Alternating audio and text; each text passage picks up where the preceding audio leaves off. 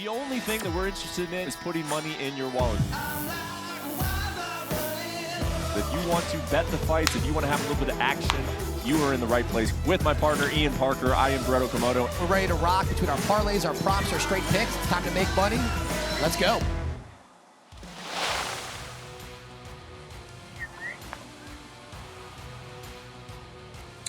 After a very long one-week break, the UFC is back in action at the UFC Apex this weekend with a lightweight main event between Grant Dawson and Bobby Green. You can find it on ESPN+, and you can find myself and Ian Parker right here on your phone screen, your tablet, your computer, whatever you may be watching on. For UFC Best Bets, we are going to be breaking down this card and this 155-pound main event from a gambling perspective, as always. And it is good to be back, Ian. It is good to be back after a week off, which in the UFC space feels like an eternity with how busy that they've been as of late.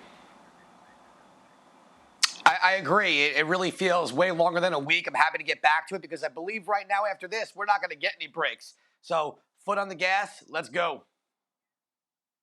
Yeah, well, I would say enjoy your time off, but Ian doesn't take any time off. I think he just sits in his office and watches fights all day, every day, but that is why he is our MMA guru when it comes to all things betting. And so we go back 2 weeks ago. It was Rafael Fiziev taking on Mateusz Gamrot. Bit of a unfortunate ending in that main event. How did we do on our picks that evening, Ian? Well, didn't have the best night. We started off well with Muhammad Usman. Dan Argueta lost the decision. Jourdain looked great really quick. That A.J. Fletcher play, that one really bothers me the most, Brett, because he looked great in round one.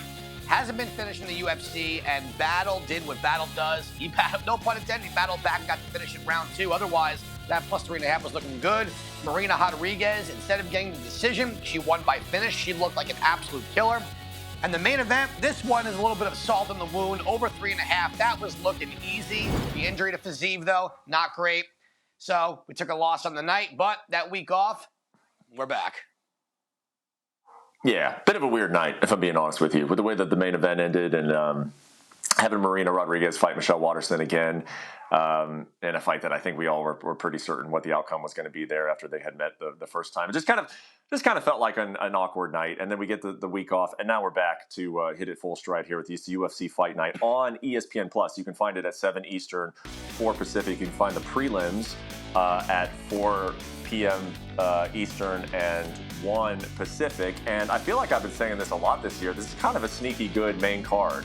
The Grant Dawson, Bobby Green main event, that might get overlooked, I think, a little bit just because Grant Dawson is just sort of rising into that sphere where a lot of people are going to start figuring out who this guy is and how good he is. But you look at the rest of this card, there's a lot to like here. Drew Dober taking on Ricky Glenn, Alexander Hernandez, Bill Algeo. I know we like watching Bill Algeo fight here on this program. Alex Morono, Joaquin Buckley. This is a fun main card, 5-fight main card, and I'm excited to talk to you about all of these fights. But let's start with that 155-pound main event, Grant Dawson taking on Bobby Green. And look, as I said, Grant Dawson, not a household name quite yet, but he is on the cusp of becoming one. 21-1. He's been very, very good in the UFC. They've kind of slow-played him a little bit, which has been interesting because this is a Dana White Contender Series guy. They usually throw him a lot of promotional love. This guy has been around for a minute, and his record is very good, 8-0-1, and that is reflected in the gambling line. Minus 420 in his first ever UFC main event. Your thoughts, Ian? Look, someone in Grant Dawson, he showed us in that last fight against Damir Ismagulov that he's ready. Damir's a tough guy, hard to take down, and Dawson just did it at will. And one of the other things that I think we really have seen out of Dawson, that improvement, that next level, is training at American Top Team. He's changed gyms, he's changed sparring partners, coaches, and he has just elevated that game. He's fighting a lot of really good ground guys. Here he's getting someone in Bobby Green who does have good takedown defense, but is more of a crisp boxer, except he keeps his hands low. He talks a lot. Dawson's not going to care. I think Dawson's hands have gotten better here, but I think we all know what we're going to see here. He's going to do that until he gets the takedown, and once it's down there, I believe this is going to be all Dawson. I understand the betting line of that number. It makes sense to me. You know, Bobby Green, yes, he finished Tony Ferguson, but he didn't look like the Bobby Green from a few years ago that was competing against top 7 guys. I think this is a showcase for Dawson. I think we're going to see the best Grant Dawson out there. This fight, Brett, it is not going 5 rounds. Yeah, I agree with you. This is stylistically a tough matchup for Bobby Green, and again, you can see that in the betting line where he's plus 320. I guess As we take a look at the methods of victory, so some of the props that you can take on this fight, the fact that it's 5 rounds, does that change the betting line at all? I mean, I guess if this was a 3-round fight, would you expect the number to be any different? Does that maybe give you any pause in taking Grant Dawson, or how are you kind of taking into consideration that we got a 5-round fight here? Well, because it's a 5-round fight, I think he's going to have, I mean, it literally gives him more time on the ground to just do what he does. And I think when you keep a guy on his back and the amount of it's so exhausting. I think for Grant Dawson, he will end this fight between rounds 3 and 4. I think round 1, he'll take Bobby Green down. It's going to be position over submission. I think round 2 is where he'll start really getting his ground and pound going. And round 3, I think it's going to be one of those where he mounts him and he just lands ground and pound and probably gets the finish that way. This is one of those fights where Grant Dawson's going to be able to push the pace, take him down, and just do whatever he wants once he's down there. And the fact that he doesn't have to rush for a finish in 3 rounds, he gets that extra 2 rounds if he needs it. I don't even think it's going to go there. Give me Grant Dawson inside the distance as our pick. But for our prop, we're going to do something a little bit different here, Brett. Everyone and their mother is going to say, oh, Grant Dawson submission, Grant Dawson submission. Not me. I'm going Grant Dawson, TKO or KO. I think he's going to get the mount. I think he's going to take the back. I don't think he's going to look for the choke. I think he's going to look to make a statement. I think he gets this done by TKO or KO. If you want to get greedy and fancy, go round 2 or round 3. But at plus 410, let's go. Hey, I don't hate it, especially at those odds. If we do get into the later rounds and the wrestling is starting to take over, we know that Grant Dawson is very strong there. Bobby Green, not a super easy guy to submit. Of course, he has a lot of experience. Maybe Dawson just goes with a hammer fist and we could get a plus 410. I like the value on that pick. From there, we go to the co-main event, which is a little bit of a similar situation. You got Joe Pyfer, who's also coming off the Contender Series, a Contender Series alum. He's looked very good. Organization is high on him, facing a veteran in Abdul Razak Al Hassan, and the number is almost the exact same as the main event, minus 430 in Pyfer's favor. What do you think about this middleweight fight? Look, I think Joe Pyfer is a lot of fun to watch. I think the whole beat Joe Pyfer thing was cool, but I think he's getting a real test here. And I think Joe Pyfer, and I keep saying it because it's an easy name to say both first and last, he's fighting someone, Al Hassan, who is a very good striker, has a very good overhand right, great kicks. But we've seen him finish before. But what we haven't seen much out of Pyfer is the ground game. He's participated in jiu-jitsu tournaments. He practices. He's got a very underrated ground game, and he's not a stupid fighter. And what I mean by that is that he doesn't need to go in there with an ego and knock out someone like Al Hassan to keep that hype going, to prove his point. And these interviews this week is the most passion and most intense I've heard out of Joe Pyfer, other than the way he fights. So I do think Pyfer inside the distance is a safe play. Odds are really high here. So if you want a value play, look for Joe Pyfer to get this fight to the ground and possibly win by sub. I like that. You're going to get a really good number here. Not plus 330. I'm sorry. It's going to be higher than that. But at minus 250 inside the distance, higher than usual. I don't have a problem with it to the extent, but I think he gets it done by sub here. Okay, so you're leaning a couple of different methods here of victory. I like sort of the thoughts on the knockout by Dawson and then potential submission by Joe Pyfer. Let's move on to the rest of this main card again that you can find on ESPN+. We move to Alex Morono taking on Joaquin Buckley. Joaquin Buckley is a minus 170 favorite. Coming back at plus 145 is Alex Morono. What do you think of this matchup here on the main card? Look, Morono is a seasoned vet. He's very bouncy, good submissions, tough guy against Ponzinibbio. He was winning until he got caught. His fight against Tim Means, excellent guillotine. But Joaquin Buckley at 170, he's massive. Very big, strong, fast. I think he's the better athlete. And I think his takedown defense, we've seen in the past, especially against a guy like Duraev, very, very good. Give me Joaquin Buckley here to stuff the takedowns and win this in a stand-up battle over the course of 3 rounds. Okay, and from there we go back to the lightweight division, and these odds are very, very similar across the board. When you look at this fight and then the main and the co-main, Drew Dober minus 440 against Ricky Glenn at plus 340. What do you think of this one?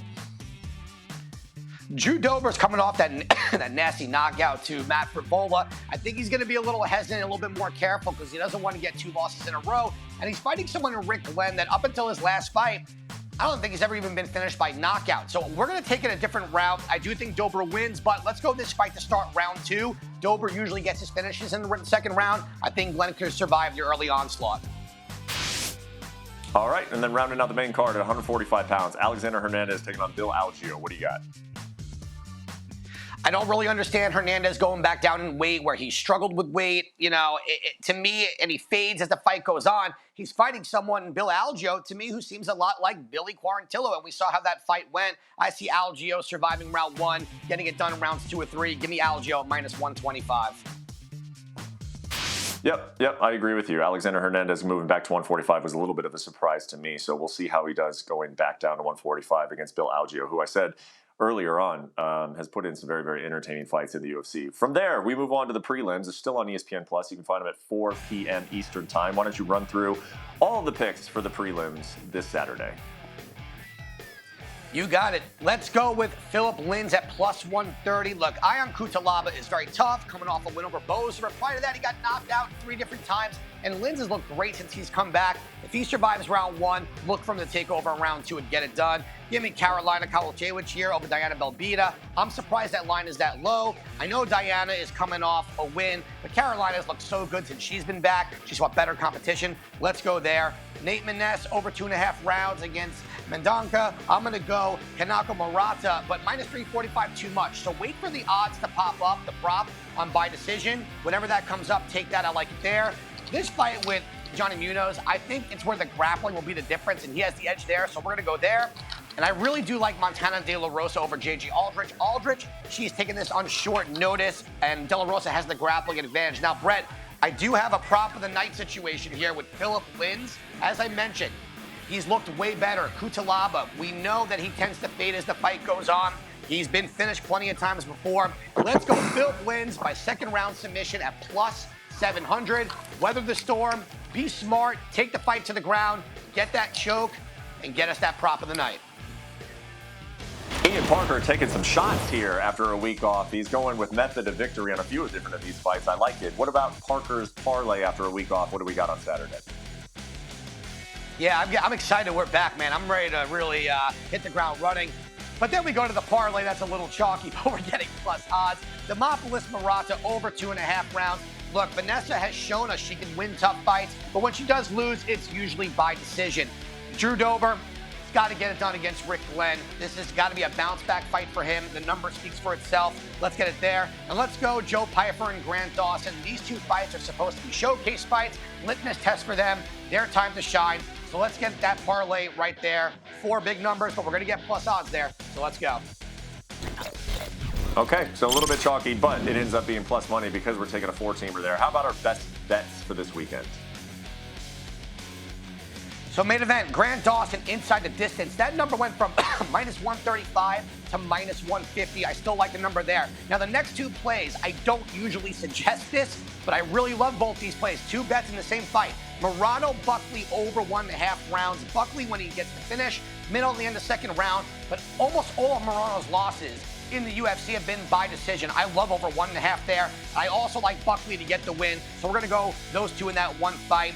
Dober and Glenn, fight to start round 2. It's not that Dober can't finish this. We know he can. I think Glenn's going to try to wrestle. I think Dober's going to be a little hesitant so he doesn't get caught. If he does get a finish round 2 or round 3, then let's go Bill Algeo. Let's go Carolina at the end and get it done. 6 best bets. We're coming in hot. Let's do it. All right, coming in hot is right. 6 best bets. We got a parlay, and we also got, as always, our long shot parlay. Give it to me and tell me what is the payout for the long shot parlay this weekend? You know what? This one, I think, has a shot. You know what? I say that every week. It always has a shot, and we get so close. I'm hoping this is it. Give me Joe Pyfer by submission at plus 550. Philip Lins at plus 145. Vanessa Mendonca over 2.5 rounds. And then Montana De La Rosa, we're getting over plus 2,000 in this one. Let's hit this off the week break. That would be something. That would be something. 50-1 on our long shot parlay. Still looking for the first one of 2023. It's going to happen, and when it does, it's going to be oh so good. Maybe it'll be this weekend. Now, we know that we love Ian Parker's picks on this UFC Best Bets. We also love our boy Chael Sonnen, and he had some words to say about Ian Parker this week. Let's take a look. The best gambling guy that I know, the best guy that you could go to listen to is Ian Parker. Now, in full disclosure, he's a friend of mine. All right, great. I'm just getting that out of the way. But aside from that, if you track him publicly, which has been done, he's got just this incredible return rate. So when Ian starts talking about fights, I tend to listen. Hey, so that's Uncle Chael, and anybody who knows anything about the sport knows that Uncle Chael is undefeated, undisputed in his career, undefeated, undisputed in all of his picks. The man just speaks truth and only truth all the time. However, Ian, I have been on the road with you and Chael numerous times, and I ain't never seen you guys hang out once. So you guys really friends? You and Chael, you and Uncle Chael, Chael P, good buddies. Just never hang out on the road though, at least as far as I've seen.